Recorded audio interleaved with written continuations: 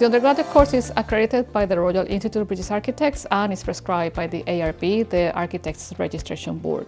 With a lot of studio experience, it's very easy for students to feel like what they're doing is a sort of desk job that anyone else could do, but actually this isn't. This is a very unique set of professions that work together, and feeling like you have a stake in it, feeling like you have a responsibility within this process is what makes you a good designer. The thing I love most about studying at the University of Reading is the balance it gives you between being creative and also learning from a technical standpoint. It gives you a proper introduction on how architecture is going to be in the future, in the real life after graduation. We have lots of industry professionals come in for our design studio, as well as our technologies module as well. They come and give us lectures and talks, help us from different sorts of standpoints like environmental and construction. We want to get them ready for practice, we want to get them ready for industry, we want to get them ready for the world outside of university. This life-build experience was incredibly valuable because we could ourselves take part in the build using all the instruments and seeing the whole